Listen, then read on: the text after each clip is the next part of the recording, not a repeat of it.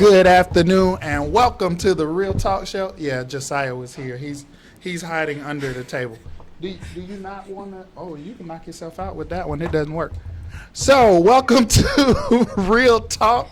Of course, I am King Arthur. I am one half of our awesome team. Kimberly is working on some doctorate stuff, you know, like that brilliant PhD type of stuff that's really above. Hey, I can't see you, Josiah. You got to lean into the frame. There you go. So you guys really know that I wasn't talking to myself. Josiah is here. Well, that's the work phone. You can't do that. So I get to hang out today with the lovely Tracey. You want to introduce your mom or you want me to introduce her? Me? Okay. So I'm hanging out with Tracey today. And I keep telling everybody, I was talking to Cornell right before we went live, and I told Cornell that Tracey does everything, and she's adamant that she does not do everything. So, tell the people, what do you do? Well, the main thing I do is make money, and I try to help as many other people make money. Making money is a good thing. That's a good thing. Making money is definitely a good thing. So, making money. Yes. Multi-level marketing. I do. So, right now, what is your specialty, would you say? My specialty right now is trading in the foreign exchange market. Yeah, I trade Forex. So you trade Forex. I do. And I hear people talk about Forex a lot. My co-host actually experiments with Forex herself. Okay. I won't say experiment. She was really hot and heavy in it, but, you know, I guess doctorate things kind of pull you in different directions. But when I look at your page and the events you have and the things you do, it's like a certain energy that's around it that's different from others who I see doing Forex. So what makes your dream team different? Well, I think what makes our team different and what we're doing different is because the mission, there's a mission behind it. Mm-hmm. It's not just, oh, join this network marketing company for me. Right. Some people it is, just sign up. Right. For me, I really want people to learn this skill because at the end of the day, most people aren't making the money they want to make. Right. And the options that they have to make more money usually just includes either getting another job, which takes more time, or going back to school, which takes more money, more debt, to still go get another job, which takes back more time. More time again. To learn skills that ultimately you're still subject to a boss or a supervisor that anytime can say, that's it. You're no longer needed. You no longer need it. And when Cornell joins us, he'll tell you, or we'll talk about instances, because we're also in the life insurance industry. Okay. And I credit repair, you pretty much name it. Okay. I've done something network marketing. But I'll remind him to use this example of someone, a friend of his mother was diagnosed with something after 21 years of being with the company. And then she passes away a couple of years later, only to find out that once she was diagnosed, they decided to drop her insurance that the company was holding her was paying and the whole nine, because they got a diagnosis from the doctor. So things like that happens, life happens, and no one, unless you're just a bad employee, no one plans to go to work and this is their last day at work and it's no choice of their own and it's no fault of their own, but it's happening all the time. People that get hurt. I know tons of people where they're great employees, but people that work at AT&T and they may fall off the ladder. Now you need workman's comp. You got to go through this whole issue.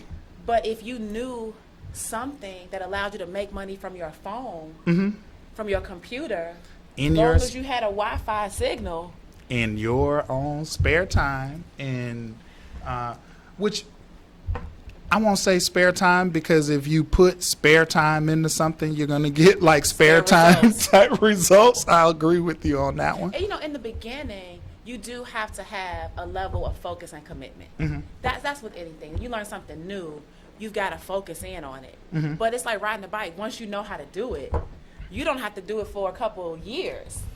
You'll get back on a little rusty, but you'll pick it right back up. Everything picks back up. So I'm about skill based. That's what I want people to have. And for me, and for some people I know, when you talk about like stocks or exchange or day trading or anything like that, a lot of what scares some people away is the fear of the unknown. And the older we get, we feel like, I'm too old to learn something. Or it's more to lose. Yeah, They feel scared. I'd rather just hold on to this $1,000 that I have instead of trying to make it into $100,000. Correct. So how do you deal with someone like that? They really want to be involved. Yeah. They're motivated. They're pumped up. Yeah. But I can't lose no money. So they're already going into it scared, and they have their fears and these preconceived ideas. And how do you overcome something like that when dealing with new customers like that? Well, one of the biggest things that is really important with Forex is almost all the brokers let you have what we call demo accounts. Okay. So you get to practice. So you don't even have to have any money at risk. You can just play and wait and see what happens Correct. with it. So you can learn the skill. We'll teach you what to do. You can learn the skills, and you can practice with your Monopoly money, basically. I like that. And if you don't do good with your Monopoly money, then obviously you should not be excited to put your real money up. So is that something, is there a time limit? Nope. If I want to just keep doing play, I mean, at You some can do demo point, for 100 years if you wanted to. but who would do that? Well, at some point you got to take the risk. If your goal is to make real money, then you've got to put real money up. But if you're fearful at the beginning while you're learning the skill, then you demo until you feel like you're winning maybe 7, 8 out of 10 times. That's kind of what I recommend. Okay. You get 70%, Right. you can go live. Then you can go ahead and go live. But if you're 0%, No. you may as well just No. stay where you are. And people like to try to win the lottery, right? So I want to put everything up on this one trade. Right. Great And then analogy. the market goes the opposite direction on you, and now you've lost everything or you've blown an account. It's unnecessary. So Right. we try to teach risk management. Right. But we have this thing called greed that is just innate. And you see yourself making money, and instead of just taking your $200, I want $250. Oh, yeah. And then you lose, now you have 50 altogether. Right. That And now you're back to like, because you don't want, the worst thing people can do, I think, is to convince themselves that they're ready to do something that they're not. They haven't demonstrated the skill, like you said with the Monopoly money analogy. To jump out there, you're not even winning 70% of the time. No. You're not really applying the skill set that you've learned. You're just kind of just going off of hunches and urges. Gambling. Yeah, Vegas. exactly. So that's what you're doing. You're gambling. You go out there, you're just throwing bad money at it, no skills, not looking for anything. Nope. And then you say, you know what? I'm ready to go live. Yep. And now you're really putting yourself at risk and your money at risk, which and is now something when you blow the money, Forex is risky. Right. Don't It do don't that. work. That Forex thing don't work. Don't do it. That's what happens. So my focus is really on education.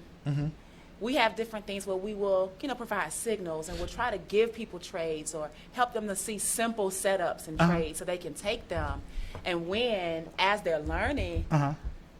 But over time, as with anything, you're going to be a professional football player. You're going to play from the time you're this age all the way up through college before you even think about a check. Exactly. Or going to the pros or Yes. even think about attempting to make it. Correct. And if you've applied the wrong principles along the way, you may not even make it in the And pros. you can get hurt along the Exactly. way. So the idea of wanting to achieve something, at least being on the right path, but still you have to be diligent. Right. That's what we've got to get, especially people 35, 40 and above. Yeah. Keep 'Cause going you've got for me. You kids. got to go a little higher. Oh, my house. Oh, my wife, my husband. The millennials a little bit different. Right. Right? Nothing to lose. Oh, yeah. Carefree. They stay at home with their mama anyway.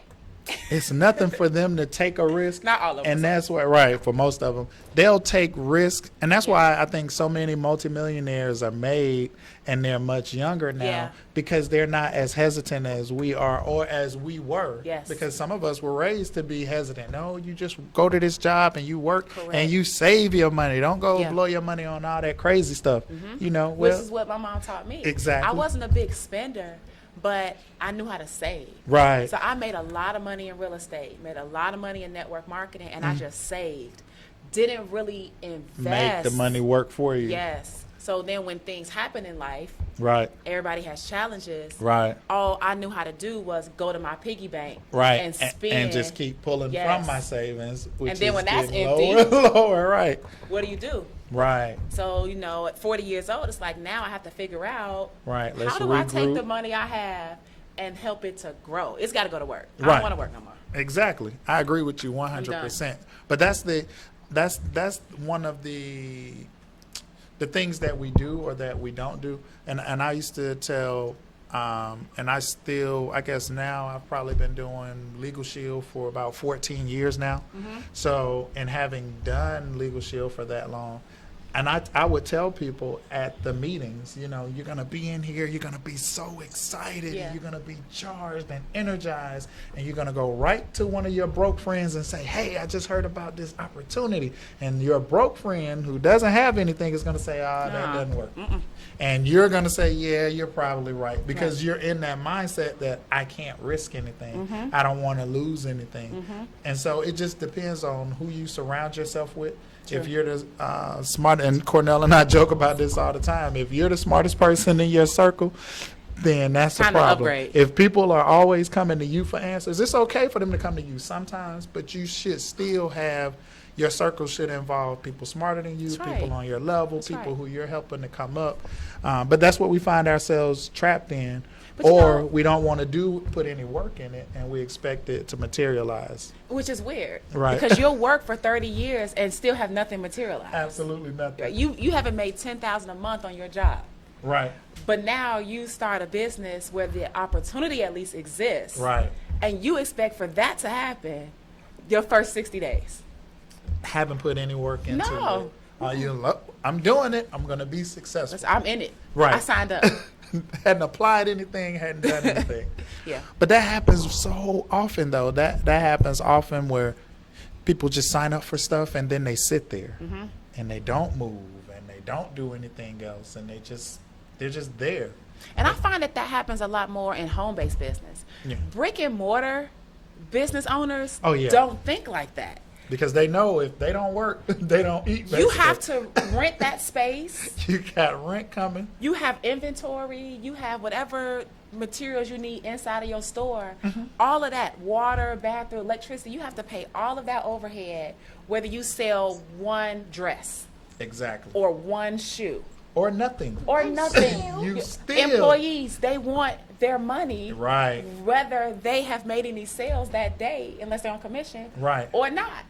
So they get it. They're willing to put money into advertising, money into marketing, Right. money into something so that people figure out that they exist. Home-based business, they don't have money for marketing, no money for advertising, no time to learn. Right.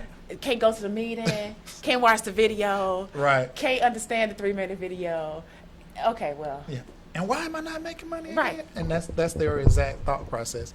And I actually, and I don't remember the specifics, so I apologize, but I had to write a paper for my economics class. okay. And it was we had to read an article, it was like maybe 4 or 5 pages about Virgin Airlines, Virgin America. Okay. So I started reading it and I Sir started Richard. writing my paper. Exactly. And then I realized that even though Richard Branson had a company flying internationally already, he didn't have anything domestic.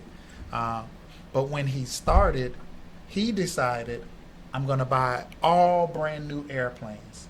I'm not getting airplanes from someone else Okay. that's already been jacked up and messed up. I'm buying brand new. Okay. His thought process was, I'm cutting down on my maintenance costs already. Most of our thought process would be, I'm forking out all this money for these brand new planes when I could have bought planes for half the price. That's right. So he also went into it saying, well, hey, I'm going to make sure my seats are roomier. Every seat has a monitor. Every seat has their USB port, their own everything right here. So if they want to, and I'm going to make sure all of my planes have Wi-Fi automatically. So he was ahead of the power curve, but he was mostly chasing that tech savvy, the That's right. younger ones. That's right. And people were like, it's not going to work. Didn't show a profit year 1, year 2, or year 3, I think. And I think year 4 was when they finally started to show a profit. But he had dumped all of this into it. And I think by the time year 6 or year 9, somewhere in there, Alaskan Airlines decided to buy him out. So, but that's vision. Right. When everybody else was like, you're not going to make it, you're not going to do anything, he didn't deviate from his plan because people said, that's not going to last. I really don't need Wi-Fi. But he was still kind of like that semi-valley crowd is who he was after. And once they caught on, and with social media, all it takes is one good review. That's right. And somebody with a lot of followers, and you're on your way at that point. And that's what happens. But we look at it, again, as failure. Instead of looking at failure as I'm one step closer to succeeding, a lot of people look at it as, well, I tried. It didn't work. I'm done. I'm out. That's it. And you can't be like that. No. But entrepreneurship is a whole different. Yes. It's a whole different skin you got to have on. I was about to say different mindset. You got to have rhino skin. Exactly. Right. Have you seen those little diagrams like on IG where they say what people think success is, and it's like a straight diagonal line, right? But what it really is, and it's like this, up, down, zigzag. People can't handle the up and the down, and it's emotional too. Like you're doing well, like yes, I can do this, right? And then you dip down. What the hell am I doing? Yeah, what just happened? How did this happen? Okay, I knew I was going in the right direction. Right.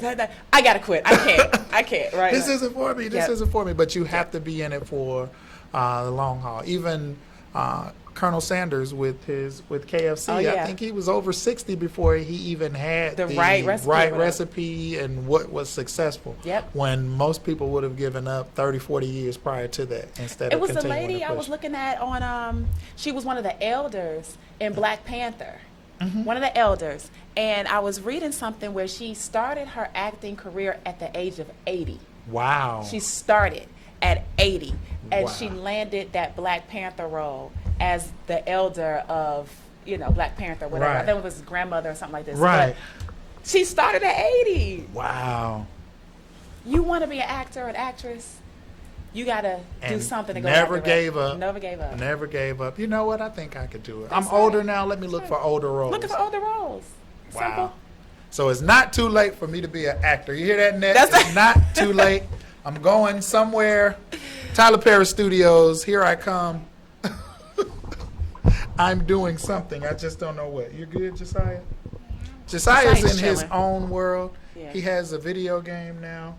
Praise the Lord. I have video games on my phone that I will never play again. I have no idea how to play. And he's in his own world. He's good. So do you have any upcoming events? Anything you want to do or that you normally do weekly? Yeah, on Thursdays. This is like my passion. Right? Okay. On Thursdays, I created something that I call Sips and Pips.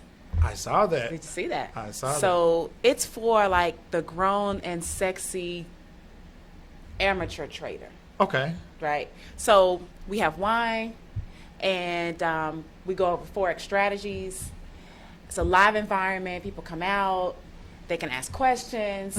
They can see the charts, right? I can explain concepts to them a little bit more clearer than what we do a lot of times on the internet, on Zoom or different because virtual you don't really want to drag formats. it out longer on the Zoom. You rather be in that format and it's personal and they can ask questions. Correct. So Sips and Pips, I've been doing it for about 3 or 4 months now. Really? Yeah, and it's picking up steam. It's doing really, really well. So I'm excited. So I've never thought about trading before. I may have to figure out come how on, to do King Sips and Pips. You got to come to Sips and Pips. Be like, woohoo!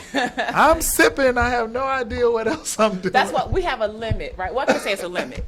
Well, we cover because there's a registration fee, right? Okay. It's small, it's like $10. Okay. But with that, you'll get 2 glasses of wine. That's smart. Okay. Because some of my family members, they will pay $10 and they'll drink till it's over. No, because I do want you to have some coherence. Right. Like, I want you to be drunk. I want to buy. I want to do this. That's right. You can't see. You thought it was a buy. It's really a sale. Exactly. So we'll do that, and so that's on Thursday nights. So people can register. So what if they're not really doing Forex or anything, and they want to kind of try a Sips and Pips just to kind of try it out? Is that open for them, or they have to already be a part of the company? They don't have to be a part of the company at all. Okay. And people can still come. But I would rather them at least speak to me first. Right. Because, Because Sips and Pips is not designed to teach fundamentals. Okay. What is a pip? Right. What is Forex? Right. What is a bull or a bear? Right. That is kind of the education that we want people to kind of have. Already have a understanding foundation, of. right. That And when they makes come to sense. Sips and Pips, it's like you bought this car and you didn't know how to drive it. Now I'm coming to your house. I'm going to teach you how to drive. You can read the manual without me. Exactly. When I come, we're going to get in the car. Right. We're going to drive it. And we're going to show you how it works and what all the bells that's and whistles. Sips and Pips. So it's still for beginners, but not completely ignorant to what Forex is. Okay, that makes sense. Yeah. Because you could potentially end up taking all of your time trying to explain Exactly. the ABCs and 1, 2, 3s, as opposed to helping bringing people on board That's and saying, right. hey, this is what we really have going on. Because some people say, oh, I lost this trade. What happened? Okay. And we can't analyze what happened. Right. I won this trade, but I don't know why I won. I was in it, but it just, what happened? Right. News happened maybe. Right, You right. won more than what you thought. Things like that. So how is, one question I've always had is, I know from Kim doing it, my co-host, Yes. that it is not just a get up, look at it, and you're done for the day. It's something you got to kind of either different times of the day. You may Okay. want to check it several times of the day. I've always been concerned with is I can't do it because it's going to consume my entire day. Right. So for those who think that it's something that can't be done, I don't have time for it. Mm-hmm. You know, is it a certain time of the day that's good, a certain time of the night, Yeah. or just intermittently Anytime. here or there? It's where we are right now. We do have, what we try to do is we try to teach certain strategies Okay. that you can apply at different market times. So there's like London session, Okay. right? London session for Eastern time is about 2 a.m. Okay. Eastern, Yeah, Eastern not time. Easter. Like the bunny. Right, the bunny. So Eastern time, about 2, yes, Josiah, about that time. But then the New York session starts. It's about 8 a.m. Okay. Eastern. Because think about it, our banks are open at 8. Right. In London, they're about 5-6 hours ahead of us. So when we're up at 2 in the morning, it's 8 Right. their time. So Forex is about trading with the banks. Right. So the European banks are the largest banks. So if you want to have movement in the market, Right. it's kind of decent to trade London session. Right. Because the bank, right? And then after the I like how you put that. It's kind of decent. kind of decently. It's like if you don't want to get in traffic, you might want to leave early a little bit. Exactly. Leave house a little bit earlier. Right. Do you have to leave earlier? No. Of course not, but you can't complain if you're stuck in traffic. So Got the it. New York session, after the European banks, is the U.S. banks. So more movement, more volatility in the market. That's Right. good. So those 2 sessions are going to be more ideal. Okay. So 2 a.m., between 2 a.m. and like 11 a.m. and noon Eastern would be more of the bulk of where people like to trade. Okay. Okay. However, when you start to learn certain setups, in other words, a certain pattern, Uh-huh. then that's all you're looking for. You're not trying to make all the money in the Right. world. You This just- is 5.3 trillion a day. Trillion with the T. Trillion with a T. Not million, not billion. No, We're talking every trillion. day, Arthur. Wow. So even if you just made, 100,000 a month, right.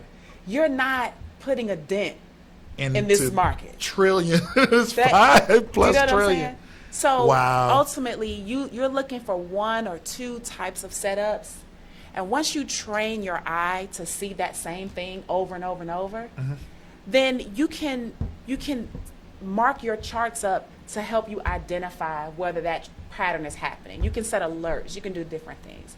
So the misconception that you have to stare at your computer or your phone all Yeah, just day. there. Yeah. Or like, You don't okay, have to- wait a minute. Now, do I do that sometimes? If I get stuck in the trade, or I might have got in a little early or a little late, and now I'm a little nervous. Right. Okay, now I'm glued.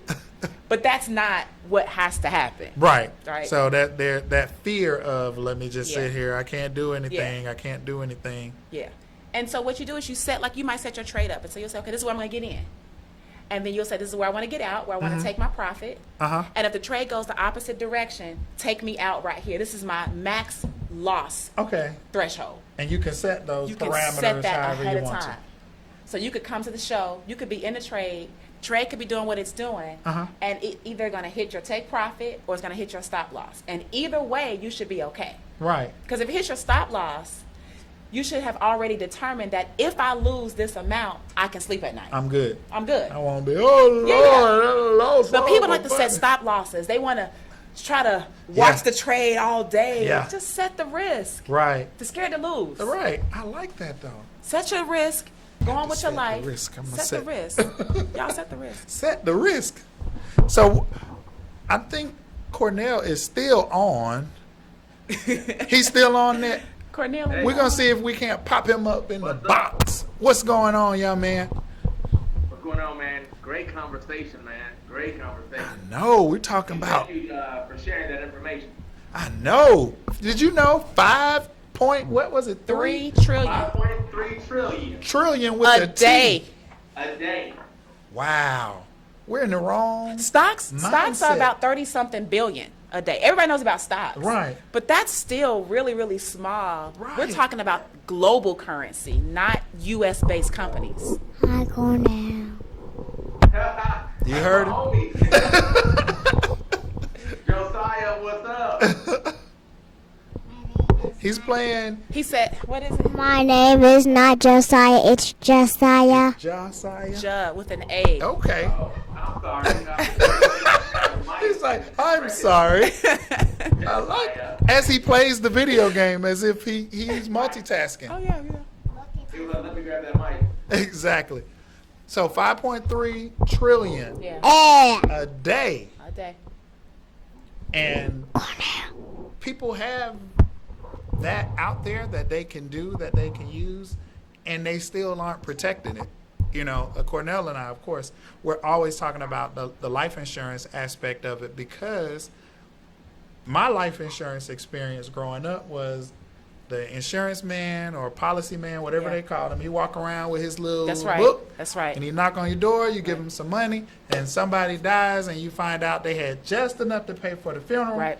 And as you get older, people die, and you see other people leave generational Yeah. wealth to their kids, and all of that type of stuff. Yeah. So in that $100,000 a day still wouldn't put a dent in it. No.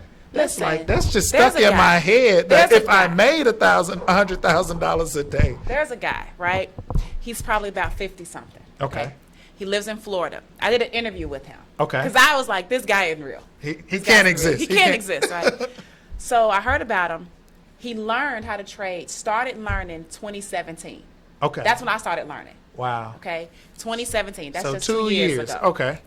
For 3 months, he demoed. Okay. No real money. He just practiced the strategy, started to get good at the strategy, like a video game. Can you Right. see the pattern? Right. Once he felt confident that he could see this pattern, and in his demo, he was winning 70-80% of the time, Okay. he started a live account with $1,500. Okay. Now, that's a decent amount of money. It's people, if you want to invest $1,000, $1,500, that's pretty cool, right? Right. $1,500. Within 90 days, he was able to grow the $1,500 to 6 figures. 1,500 to 6 figures in 90 days. Yes. Wow. Okay. Now we're talking about, so that he started maybe like March. So by June is when he started the live account. Okay. July, August, September, 6 figures. Okay. 2017.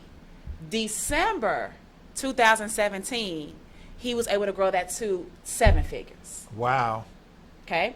Now, when we roll into 2018, right, somewhere around August, September 2018, Uh-huh. that money was almost $35 million, around $35 million. Wow. So now he's somewhere upwards of $100 million. And we're talking about people like Kobe, or we're talking about people like LeBron. Right. Or we're talking people that have, dedicated their lives to a particular sport, put their Right. body against the bang in it, just whatever. Right. And this man made $100 million in 2 years 2 solid from years. his phone, Wow. watching some lines go up and down, Right. building his dream house for him and his wife. Wow. Life is, and he only had, his thing was, I have to demo for the 90 days because I only have 1,500 to play with. Right. That's it. If I blow this 1,500, I'm done. I'm done. I got to make it work. Right. 100 million. Wow. Let me ask you, what was he doing? What was he doing prior to that? Because I know people are going to be looking and they're going to be asking, well, was he already in stocks and No. trades? Was he already a Wall Street guy? Was No. he already a broker? He was What a his- former military. I believe it was the Army. So Thought when I had him. I was about interviewed to say him, he's a Marine. I got him. what he talked about was discipline. That's what allowed him to do it. It's because learning how to trade is not hard. Like Right. I'm teaching my son how to trade. You know, it's not that difficult to, if the market does this, buy. If it does this, sell. Right.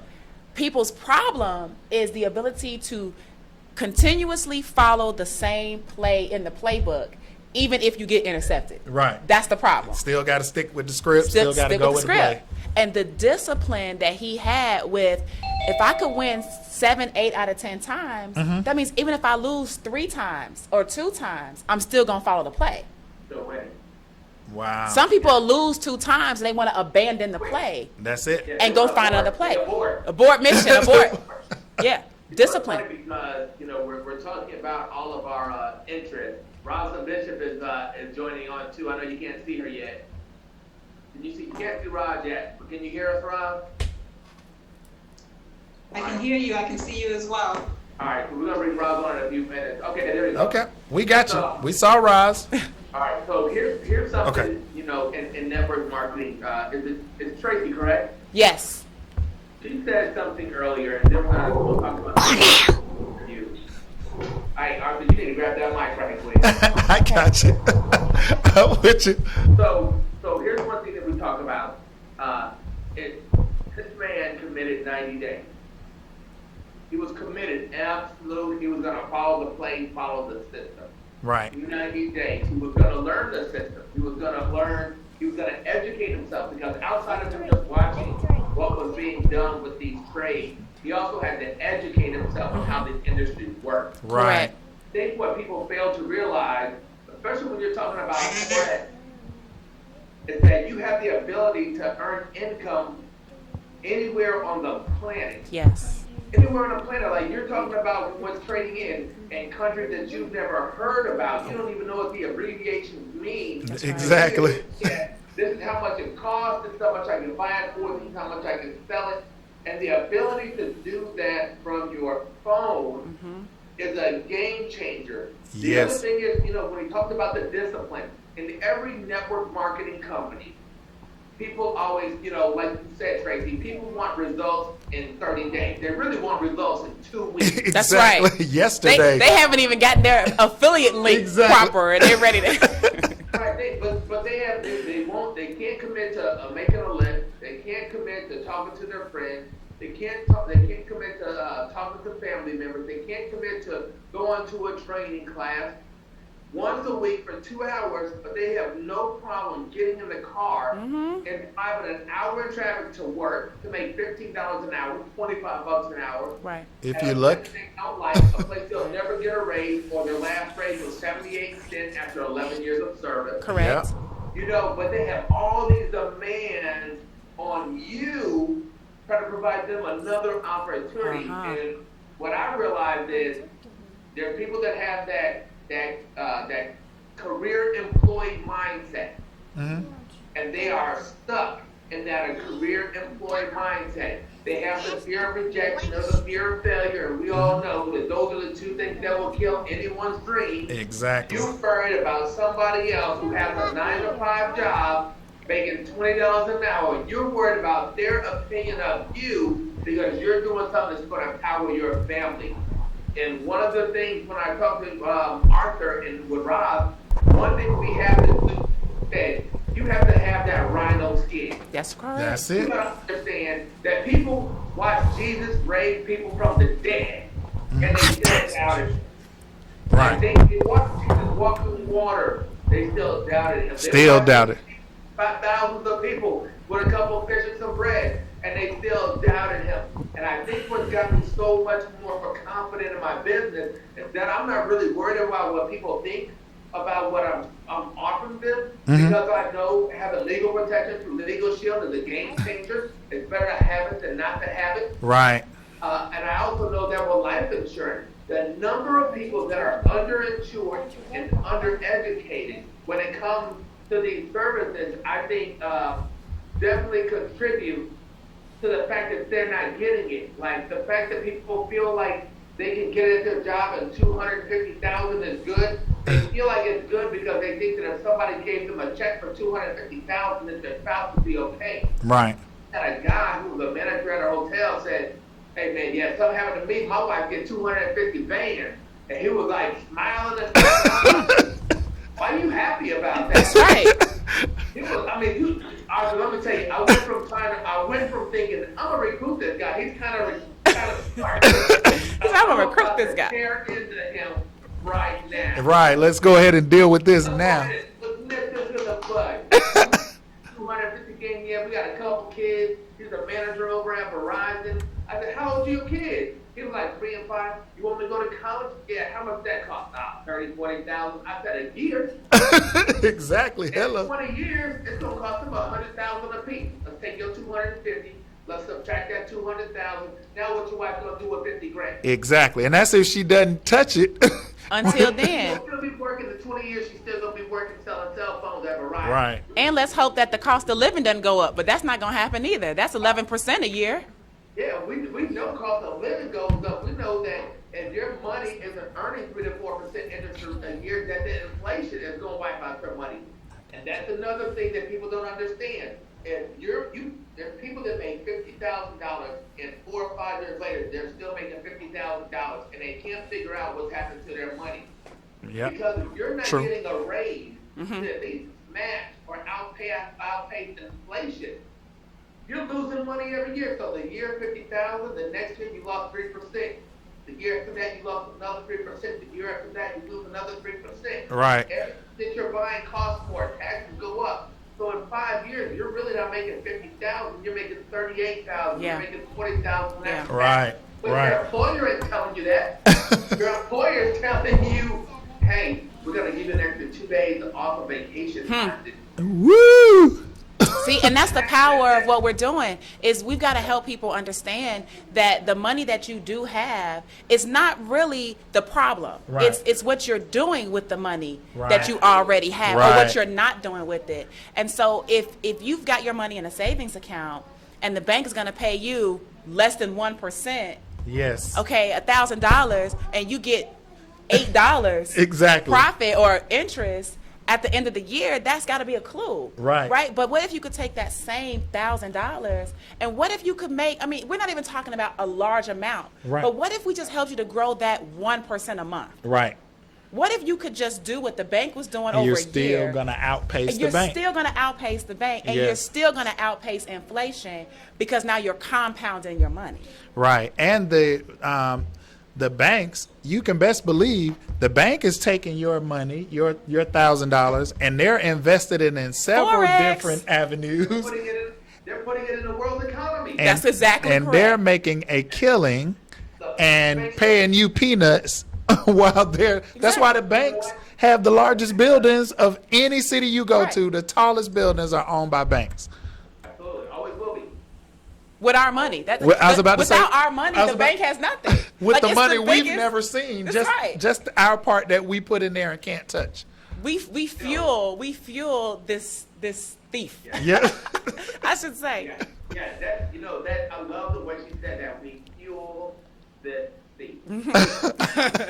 That is a phenomenal hashtag. Right. So I'm gonna use that. Let's go. Fuel the thief. Don't fuel the thief. We got to figure out how to use that. That's right. I'll send you an invoice, Cornell. Don't worry about it.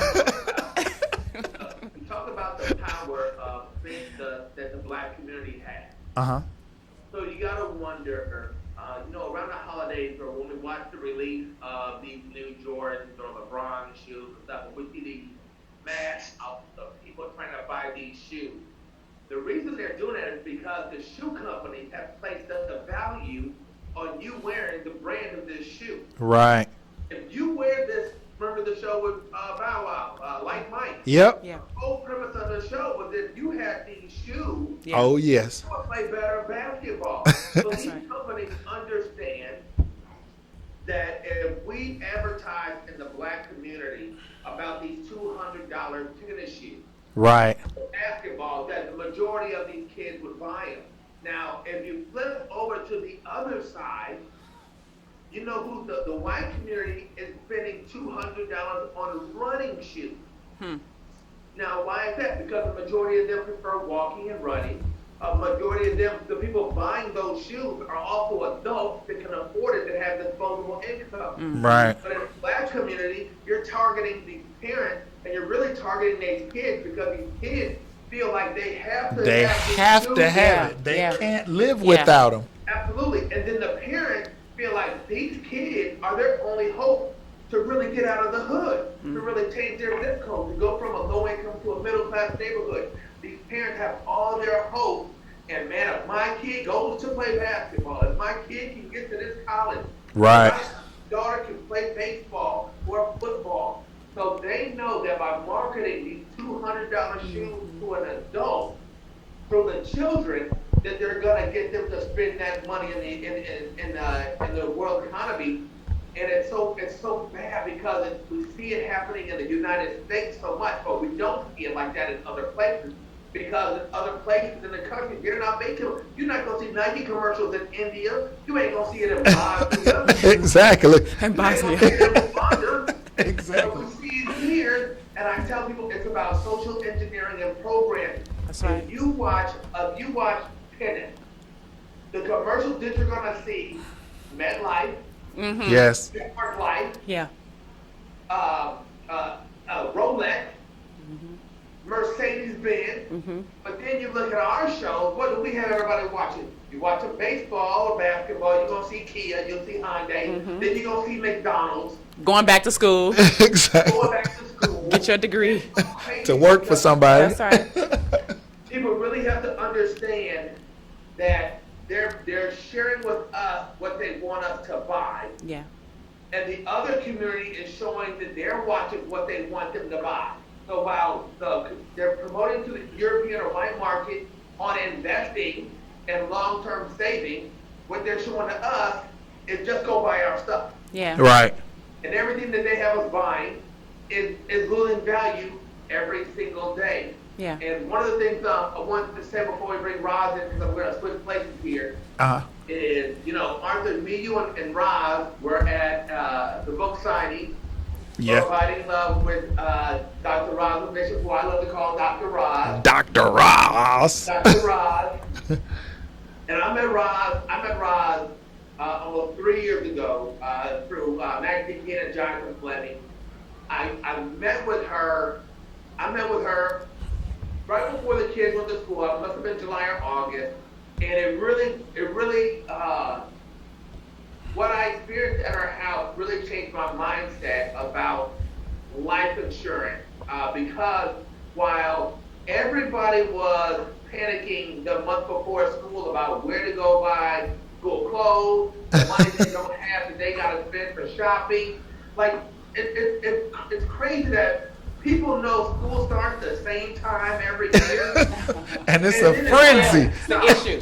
When August rolls around, or July rolls around, like Walmart's not doing the rollback every year. Nike, like stores aren't doing the rollback, the after school or getting ready for school specials the same time every year. So I go over to Rosalind's house, and her two daughters are outside playing in the pool. And me and Roz are sitting on a patio, and I'm just sitting there thinking,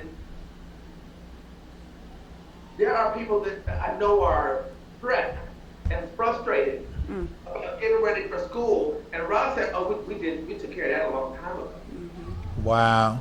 And the way that she was empowered, not only is she very savvy when it comes to her finances, but when she lost her husband, I believe in 2011, I call paid it forward. He said, "I'm going to make sure that my family is protected if anything were to ever happen to me."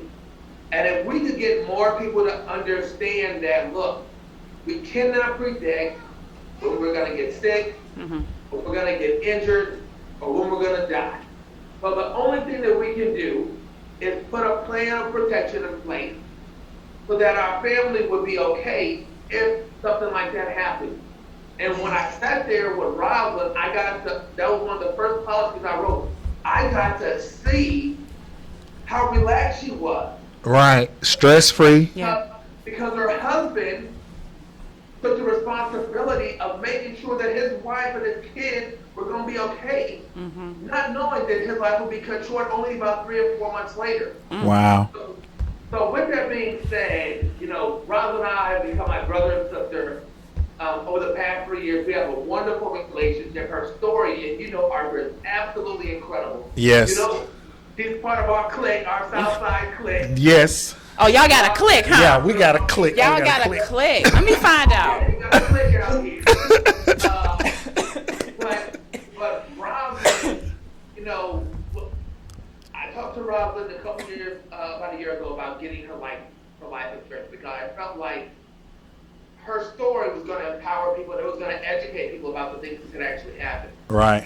And I would like to say now that the world watching, outside of her being a certified life coach, outside of her being an incredible mom, sending 3 boys through college, her youngest son just graduated from high school, but she now is officially, and I'm waiting for her to smile, she is a licensed life insurance agent in the state of Georgia. And that to me, not only is about her being able to share her story and the value of what life insurance did for her family. See, I can tell the story, but Rosalind lived it. Right. And for her to be able to share that experience with other people that have lost a husband or a wife, people that are raising kids, she gets to talk about specifically how this money saved our lives. How this money allowed me to sit as a single mom, just running her own business, send 3 boys to college. Like, we ain't talking about community college. Right. Whatever college they want to go to, they got to go to. And that's a huge thing when we talk about legacy and the opportunity of what we want to put in place for our kids. It's not about just the money, but it's about the ability to allow our kids to live the lives that we want them to live because we took the opportunity to make a responsible decision. Right. But if you all don't mind, I would like to introduce Miss Rosalind Bishop, Dr. Rosalind Bishop, a.k.a.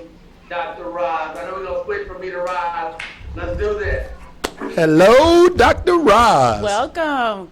I've never called you Dr. Roz before. I'm just trying to figure out how to get in this click.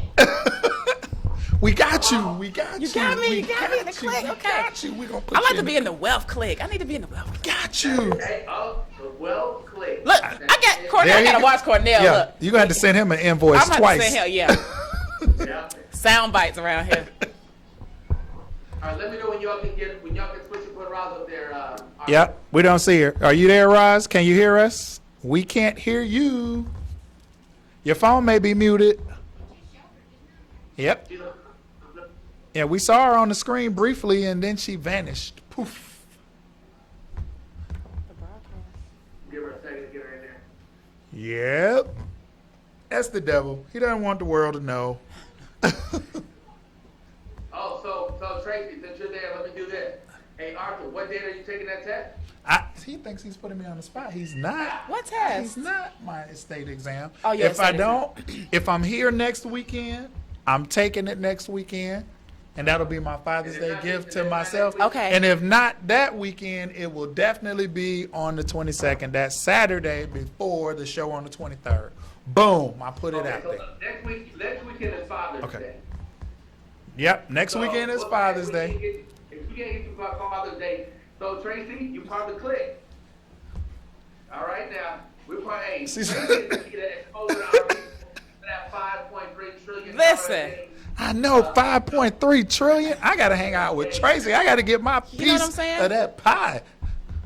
Roz dropped off, so maybe she'll jump back in. Well, in the meantime, Cornell, you talked about, we've got to get people to understand really planning, right? At the end of the day, it's planning. And anything dealing with finances for our people, it's taboo, right? Uh-huh. we don't talk about that Don't in some talk about it. households, or we're not gonna talk about it because there's nothing to talk about. I don't have none. Exactly. What we gonna talk about, right? And Or so, I had some that time, and then I don't know where it I don't went. know where it went. It just vanished. yeah, Yes. or somebody stole it. Right? Yeah. It was always something that It had was nothing to something- do Yeah. with No your personal control. accountability whatsoever. So if we can help people to understand that, generating income is very important. You got to have more, generating more. Yeah. There she is. Roz, Dr. Roz. I've never called you Dr. Roz before. That's all. That's all. Hey, what's up? Hello. Welcome. Hello, good to meet you, Dr. Roz. Got Dr. Roz. Thank you. We got Dr. Tracy. That's right, I am Dr. Yeah, Tracey. we got Dr. Tracy. It's like Dr. Tracy. I do. I'm well, ma'am, and you? Pleasure to meet you virtually. I look forward to meeting you face to face and maybe doing some things. Absolutely. Absolutely. She's a part of the clique now. She says she's going to be a part of the clique.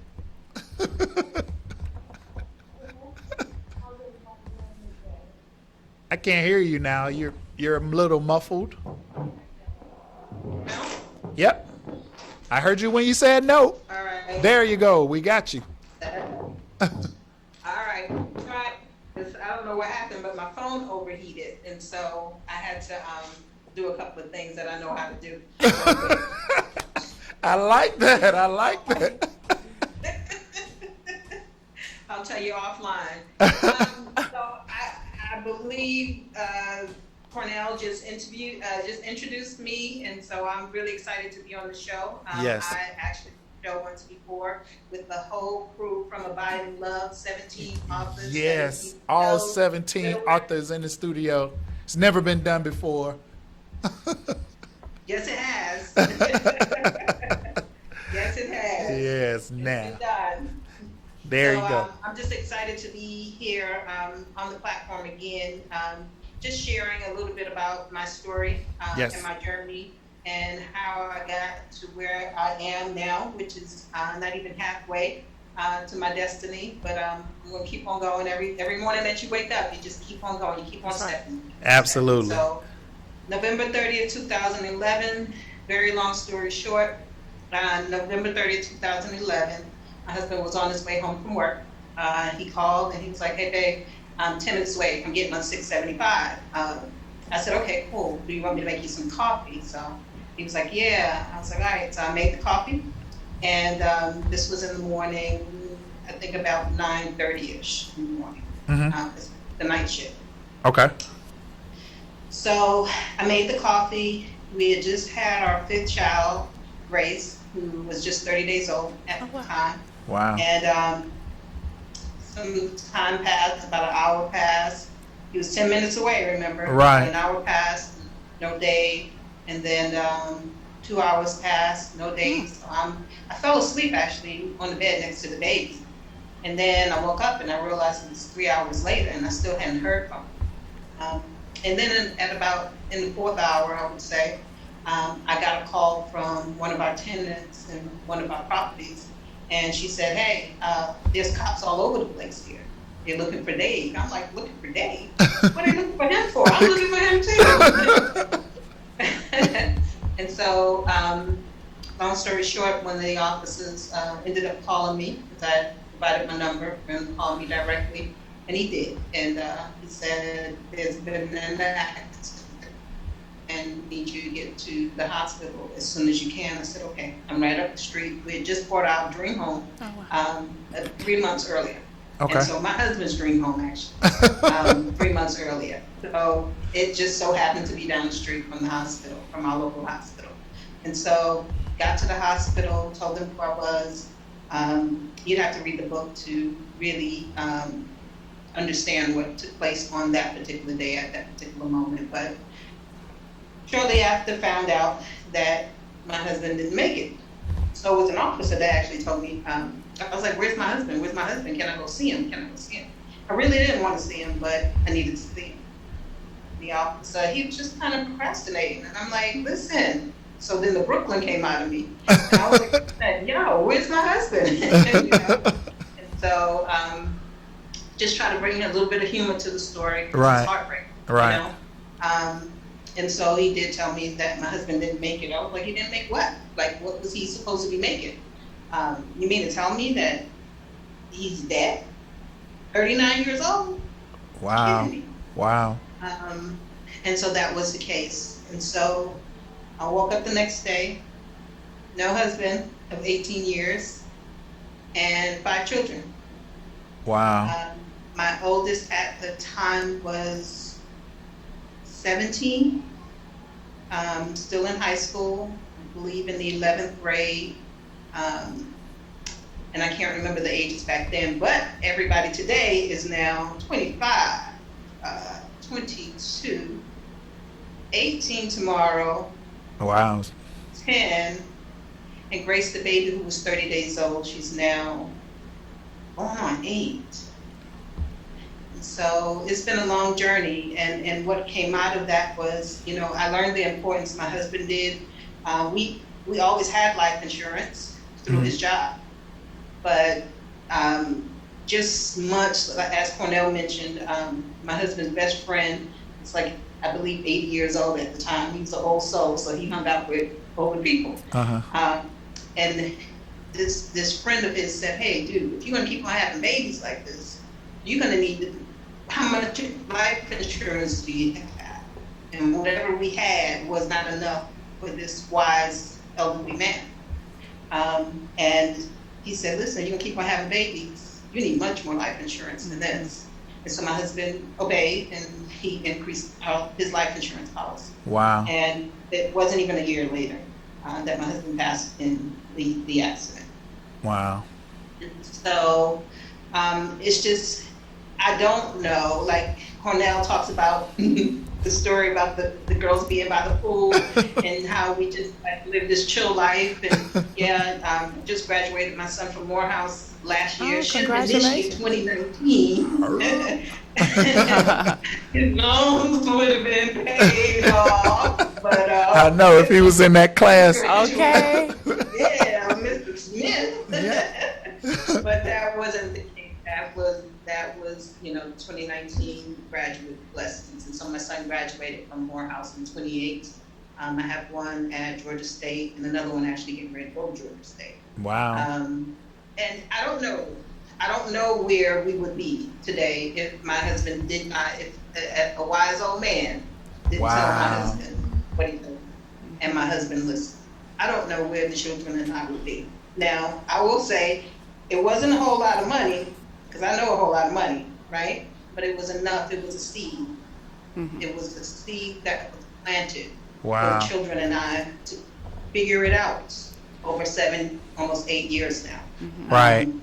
And I think that's not to cut you off, I think that is the beauty of your story, especially being a licensed agent now, because most people can tell you in theory what is going to happen or how to be prepared for it. But you've lived it, you've lived through it. You had the benefit of an older person having that conversation and your husband acting on it. Because a lot of us get information all of the time, and very seldom do we act on it, do we do anything about it, and then we go back to that woulda, coulda, shoulda type mindset. So he was smart enough that, hey, you know what? This guy is right. This makes sense. Let me act on it. And it worked out, outside of, the death, which is always untimely. Right. But, I mean, I think that just adds so much more fuel to your story, and I absolutely love it. Every time you share it, I feel like I'm hearing it for the first time. So thank you so much for being brave enough to share that consistently. Sure. If I could ask Miss Rob, can you hear me? We can hear you. All right. Rob, can you tell me, because we've been dealing with you getting this license for about 6 or 7 months. and I've been persistent. I'm in the same boat. But can you tell me how you felt? Talk about, because we're still trying to get Arthur to do his thing. Right? Now we got him committed on live TV again. Yes, committed. We got him committed this June. I have all these accountability partners That's now. right. I have Tracey, I have you, I have Roz. Kim is. One of the reasons I want people to understand the value insurance, whether it's Forex trading. But you look at my life and Tracey's life, Arthur's life, Rosalind's life. You're talking about 4 different people. You got 2 males up here, 2 females, all with different life circumstances. But all of us have the opportunity because somebody presented an opportunity for us to get involved in a business that we can work from home, we can be involved, we had convenience, we had the opportunity to really empower ourselves and our families, creating generational wealth. And what I want people to understand from what Tracey was saying and Rosalind was saying and Arthur is saying, that you all, there is no shortage of money out there for us to get. That's right. Yes. Like you deciding, when you make a decision that you're only going to go to work for a job to help somebody else build their business, create generational wealth for their family, you're doing your family a disservice. Yes. Because there's so many opportunities out there. And what I wanted Rob to elaborate on is, even though I nudged you and I stay consistent and I still do, how did you feel when I had her send me a picture when she passed that test? I had her send me a picture, and you all see her smiling in a minute. Like, how does that make you feel knowing that you're really going to turn that test and your testimony into a, outside of it being the book, you get to turn it into something that's not only going to create income for your family, but it's going to allow you personally to protect families. How does that make you feel when that piece of paper was in your hand and said you have passed? How did it make me feel? Truly amazing, because like you said, you pushed me, and I appreciate you for being you, Cornell, like only Cornell can be. I really appreciate that. But you pushed me, and at the same time, you knew, and I knew more than anyone, that I had to do it. And why did I have to do it? Because at the point when my husband transitioned and I had to deal with life insurance for the first time ever in my life, there were so many people, I saw so many faces of people our age at the time, we were 39 and 40 at the time. There were so many young people, couples, families that I knew, they didn't have it. wow. I knew, and still to this day, they don't have life insurance. Wow. And so for me, it was really important to go ahead and get that life insurance, because the people who are in my life and whose life I'm in, we have a trust bond, and people tend to, because of my story, I guess, and because of my journey, and this goes for all of us, people tend to trust and people tend to listen. And I said, okay, I know how I'm going to get y'all to do what y'all need to do for your family. I'm going to get my license. Right. And I'm going to get life insurance for you guys, for each one of you. Right. So that was my mission. That was my why. Right. Because I needed to intercede in the lives of so many young families, single mothers, husband and wife, married couples, Right. Partners. I needed to intercede for those people that I love. Because, you know, it is that fear. Tracey said, we fuel our fear. It's fear. That's the only reason that we don't have life insurance. Fear of the time that it takes to learn what it takes, to do what it takes. Right. We hesitate. And so that was my why. And so the day that I finally got there, I remember it was raining, and I'd stayed up all night just going over the test. That's the type of test taker that I am. So I kind of stayed up all night. I did an all-nighter, and I crammed a little bit. And then I kind of chilled out, went to the exam. Everything went really smoothly. I enjoyed taking the exam. But when I walked out, there was such a feeling of it was raining. And not only was I getting soaked and wet, but there was such a feeling of just heaviness. I felt like I was carrying everyone's burden. Wow. Who don't have life insurance. Wow. And I needed, and I finally can do something about it. Right. Now that's your crusade, or can be your crusade, because like you say, you have people, and all of us are in that same boat where we have people who we know need to be exposed to a business opportunity, who we know could really benefit from it, but there's only so much we can do. We can't take the test for them. We can't trade for them. That's right. We can't drag them to the meetings to make them come out to Thursday nights sipping pips. You can't do that. And you can only keep introducing it to them and in hopes that they will actually see the light Have an and aha moment. benefit. Yeah, they need their own aha moment, because if they come to it on their own, then they'll get more from it when they go into it and do what they need to do. So absolutely phenomenal. And from what I know about life insurance, and I think it may be just something that our community doesn't fully get, is that it's not really even all that expensive. I mean, it sounds big and scary. Yes. It's the big bad wolf, right? And you're just scared to even touch it. And it's not that bad. It's like having a housekeeper. When I first started having a lady come by and clean my house, I was, I would watch the Jeffersons, right? Like, oh, the Jeffersons, you got this lady, she live here, you got to pay for everything, right? And then, I'm like, I hate cleaning up. Right? As a kid, I hate it. Told my mom all the time, I'm going to have somebody clean my house. And I started having a lady come clean my house probably 2004, 2005. And she charged me $60. Right. $60 to come by and clean my house every other week. Right. $30 a week, guys. Right. Right, to remove that stress. Right, but you go into it thinking, man, that's thousands of dollars. Life insurance, really? You Right. pay, this amount. It's something that you can't afford Right. based on your policy, but ultimately you can afford life insurance. Right. You can. Absolutely. Let me, talking about that, and I'm glad Tracey brought that up. I'm going to Up, he going to the notes. Uh-oh. He going Got to the notes. notes. Look, everybody knows when I go here, I believe in numbers. So one of the problems that we have, and especially in our community, is trust. Now, that's not. I also tell people, look, that's part of the social engineering program. Correct. People telling us, when you say, well, black people don't like doing business with other black people because they did this to me and they did that. Please understand that every community says that. There are Indians that won't work with Indians, whites don't want to work with whites, blacks don't work with blacks. But we see that in our community because we're paying attention to it, because the conversations are happening around us in our community.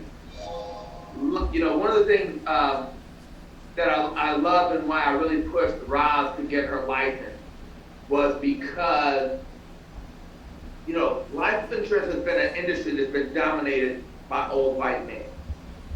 Let's just be honest. Right now, the survey is of 2018 that the average insurance agent that sold life insurance was a white man, 59 years old. So you got to imagine that's somebody that's the age of our parents. So what these guys were doing is, because the insurance companies do the amount of profit in these businesses, and because of the lack of education in the black community, not understanding financial education, they brought these men up in their 20s and 30s and 40s after the baby boomers. And these men went to communities like ours, they went to the project, they went to other families, and they sold them just enough insurance to bury somebody. Right. So that's it. So where these people created their wealth is because with final expense policies, these policies say, hey, you got to imagine in the 60s, black men are being shot down, they're being killed, they're coming back from war, they're headed to Vietnam in the 70s. So you send down a guy who the black community feels like they can trust. He's educated, he's informed. He comes into our community and says, hey, something happened to your husband, something happened to your kid's father, this $5,000, this $10,000 would at least make sure that you can stay in your apartment for a year. It makes sure you had a couple $1,000s to bury them. What they're not teaching them was that life insurance was really supposed to replace your income, not just take care of burying somebody. Right. To the family that doesn't know that, $5,000 sounds like a great deal. $10,000 sounds like a great deal. But what happened is, over the last 30, 40, 50 years, these men that sold those policies, that a lot of our parents still have those whole life policies. Right. They're still getting paid residual income on those policies from 40 or 50 years ago. Right. But they never went back and shared with that family, with that mother, with that father when they had kids was, hey, let's add a term policy to you where you can get $50,000 to $100,000 over the next 30, 35 years. So that if something happens to you, we can replace your income and your kids can be taken care of. Right. If something happens to your spouse or both of you, that whoever is the guardian of those kids, would have some money to help raise those kids. See, nobody was teaching us that. What they were doing is they were getting one type of policy for themselves, which was, a lot of times a term insurance policy for hundreds of thousands of dollars. But what they were selling us was something that cost more money and provided less coverage. Right. So I'm going to give you guys, we've got some people on here watching, I'm going to give you guys some statistics, some numbers of people that I wrote policy for in May. Because here's the other thing. People look at, you're going to be able to establish during the conversation the types of relationship that the people you're talking to are in if they're married. You'll have people that say something like, well, I ain't going to be here, so why would I care? You already know at that point you're dealing with somebody that's selfish, and conversation's probably not going to go too much further, but you also understand that's the kind of relationship they're in. So I'll tell people to their face, what you really need is not a life insurance agent, what you really need is a counselor or a divorce attorney. And I tell them that straight to their face, and I say it to lighten the conversation, but I want them to understand that if your mentality is you're not going to be here, so you're not going to benefit, how would you feel if your spouse passed and now you have to take care of those responsibilities? So you have to put the shoe on the other foot, so they say, yeah, that would suck. Right. Would suck, and now you're stuck at home. If you've got to go get a second job, if you've got to go look for a spouse, if you've got to get the kids up, get them ready for school, take them to school, take them to after-school activities, help them with their homework, clean the house, cook, and do all of this stuff by yourself, how are you going to do it if you already work a full-time job? So what happens is it creates an emotional tie to them to realize, hey, actually this is something that we both need because neither one of us know what's going to happen. So a few quick numbers on some people that are life insurance for in May, and then I'll switch back to Arthur. This is coming off of Tracey's comment about how really affordable it is. I just posted a video from a guy named Tom Hagman that says every person should have at least $1 million of life insurance if you're raising a young family. I'm going to premise it with that. I got a friend of mine who's 30 years old, female. I got her $1 million policy for 30 years for $77 a month. Wow. Single mom with 2 kids, $77 a month. I want to also explain that these are policies that are called fully underwritten. Fully underwritten means that somebody like Arthur, something like I did with Rob, a paramedic, a nurse is going to come out, they're going to take an accurate height, weight, blood, urine sample, and people are saying, why do I have to do all that? Because by doing that, the insurance company can guarantee you the best rate based on your current health that day. And somebody comes to you and offers you, like they did my client, she had a $600,000 policy for $120 a month. So imagine that, she had a $600,000 policy for $120 a month with no exam. I replaced that with a fully underwritten policy. I almost doubled her coverage, increased it to 30 years, and I decreased her payment by $50 a month. Wow. All right, now that's her. Now I've got a guy, 48 years old. I just got him an $800,000 policy for $102 a month. You will have $25 a week. He has an $800,000 policy. I've got another friend of mine, 42 years old. He got a $1 million, 42, married with 4 kids. I want y'all to get this. He worked for AT&T. They threatened to lay him off twice. He got a $1 million policy for 20 years for $79 a month. That's $20 a week for $1 million coverage. There's nothing that you can leverage outside of life insurance that can give your family that type of leverage in case you got sick into the work. I got another young lady, 46, $1.5 million for $150 a month. Another client, $250,000 for $41 a month. Another young lady, single with 2 kids, 36 years old. She got a $250,000 policy for $20 a month, you all. Wow. How many single moms do we know that have, that don't have life insurance? But if they do, then they can get a $100,000 policy, a $200,000 policy for $5 a week. The problem is nobody's going to tell them about it. Right. So that's one of the reasons why Arthur's got to get his license. Next week or the following week. You gonna figure out? Well, even if you didn't get your license, right? I would still listen to what Arthur had to say, right? He could still, I could buy it from somebody if I needed to, right?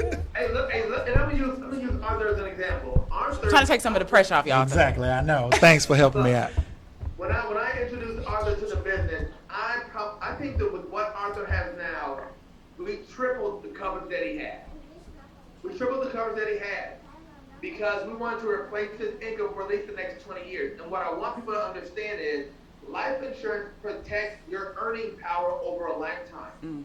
But if you make $50,000 a year and you work for 20 years, that means you would make $1 million. If something happened to you and you only have a $100,000 policy at work, your family loses the access to $900,000 over the next 20 years. What if you work 30 years? What if you were 25 years old and you were going to work the next 40 years? That's $2 million. What people aren't thinking about is that the life insurance is protecting your human capital. It's protecting your future earning power. And that's the message that we have to drive home for people to really see the value. If you have to pay $100 a month to protect your income over the next 20 years, isn't it worth $100 a month? Absolutely. I appreciate you, Arthur. I appreciate you, Tracey. I appreciate you, Arthur. I'm going to let Arthur go ahead and wrap it up. Thank you so much for jumping in. And I know you had other things going on because you can best believe I told Tracey, Cornell got stuff going on. He's not going to be on the show today. I told Net, I even told Jack that you're not going to be on here. And you still find a way to break out and go do something and say, hey, can I dial in? Can I zoom in? I can't be in this station. And you still figure out a way. I didn't think I was going to be on. One, my wife is in the other room packing the house, and she's upset because I'm taking 2 hours in here. I already knew it was going to happen. But here's, I want you to understand it. Today, a very close friend of mine, her daughter had her life snatched away from her in a senseless manner on May 24th. She was doing a celebration of life today. Young girl, 25 years old, with 2 kids. And I felt like the weather was terrible, but I felt like it was a perfect opportunity for me to share with you all how vulnerable we all are to incidents. Right. Beyond our hope. There was no way Rosalind would know when David at 39 years old said, hey, I'll be home in 10 minutes. There's no way she would ever assume that he would not make it home. Right. There is why Arthur, your wife, was given a diagnosis years ago. There was no way she could predict that diagnosis would come from a doctor. You had a co-worker who I believe stayed at her mom's house one night because she had been working late. And I believe you told me that instead of her staying there overnight, she decided to go ahead and drive home. Yep. And she lost her life in a car accident, but Arthur had just talked to her days before. Right. I talked to her the same day, a few hours before, in the And building. people don't understand. You all look like that. I would love to say, hey, tomorrow this is what I'm going to plan to do, but unless God grants me that grace, that's not guaranteed. So the only thing I can do to protect against that for my wife and my son is to make sure that I have more than an adequate amount of life insurance to replace my income over the next 20 to 30 years so that they would be okay. And when we're having these conversations, not only about the opportunity, like Tracey said, to do forex trading and to create additional income, to have passive and residual income, we have to let people know that are making money. You got to protect that income. That's right. You have to protect your ability to do forex trading. You have to create your ability to do this talk show. You have to create your ability to write books. The only way to do that, to create that, to protect that, is through leveraging life insurance in case something happens and you had an untimely death, injury, or illness. And that's why we need more of us with more boots on the ground, sharing with people the true the education behind our life insurance and why our community was left out of it. Right. Like, everybody had access to this. But if they're willing to bring people from another continent and make them slaves, if you're willing to tell these people that they can't, that teaching us how to read and write is against the law, the state and federal law, there's an intent behind that. The intention was for us never to come up. The intention was never for us to rise up. So if we're not willing to go out there and step in front of the line and step in front of the bullets and tell our own community, this is what we have to do. We have an obligation and responsibility to do that. Then they're not going to get it because nobody's going to go to our community and educate us to uplift our whole community. That's not what this country was founded on, so we can't expect it to change. Right. And we're back to Sips and Pips. Oh, we're back to Sips and We're Pips? back to Sips and Pips. Because I got to learn about this stuff. I got to figure out how can I get a piece? I want 100 a day. I want 100K a day. Because I know it doesn't put a dent in the amount that's traded daily. Yeah, it doesn't. I mean, and it's different than like other things. Like when you're in school or you're working a job, when someone shares information with you, it's almost, you kind of have to question it. Right. Because it could be them trying to spin it. Right. To either sabotage you, right? Exactly. Like, why would I tell you what it took to get to my position? Right. 'Cause we When don't if you wanna take share. my position, I have nothing. Right. Knowledge is power concept. But That's this is not that. If I teach you a strategy, a technique, it does not remove my earning power. because your earning power is based on your efforts. It's right. It's my account. It's separate from your account. Right. I see it. I hit buy, sell. I make money. Right. Your ability to do that does not interfere with me. So sharing this does not put anybody else at a disadvantage. Right. Which is novel. Right. Right. Who knew we could all make money? We can all make money Right. and still be happy. Yeah, and then you also have to understand that it's literally about leverage, right? So if you have $100 in your account, okay, let's not expect to make $100,000 in a day. Right. You don't have enough to leverage. Right. So you've got to build. So some of the things that we try to help people understand is let's focus on trying to get like maybe 5 or 10% increase a day. All right. Let's right. deal in percentages. Let's not deal with a dollar amount. Right. So we get caught in a dollar amount. Right. That's it. If you have $100 and then you make 10%, that's just $10.